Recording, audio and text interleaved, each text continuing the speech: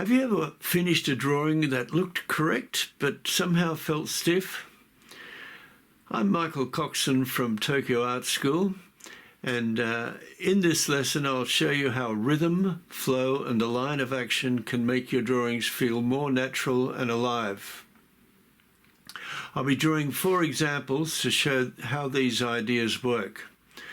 First, a standing figure in a natural pose, simplified using the line of action, rhythm and flow. Next, an Arthur Rackham style tree drawn with the same technique, because whether it's a tree or a figure, the same principles apply. Then a copy of another Rackham tree to show how he used rhythm throughout his drawings.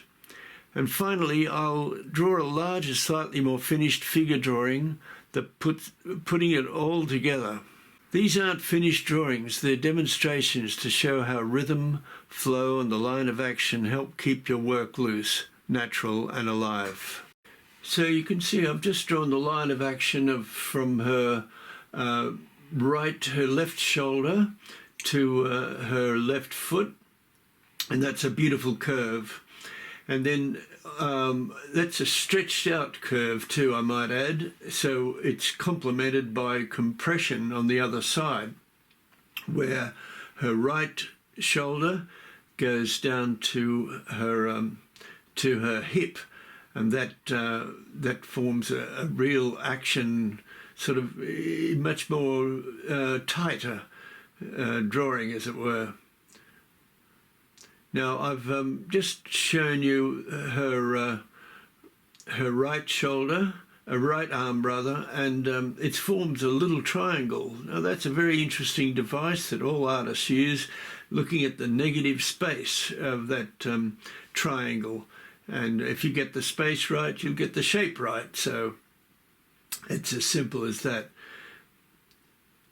Now I'll come back at the end and I'll discuss this further. So watch it now, and you'll see how I develop into it. The next figure will be a tree, an Arthur Rackham tree, and you'll see that I use the same technique as to draw the figure as to draw the tree. So they're very similar. There's no difference actually drawing a tree with branches and drawing a figure. They all are drawing problems. So it's how to draw. Once you can see all these things, then that Rackham tree has some lovely curves. So they bounce a little bit in and out, sort of thing. So it's nice to see. So I'll come back at the end and we'll discuss it further.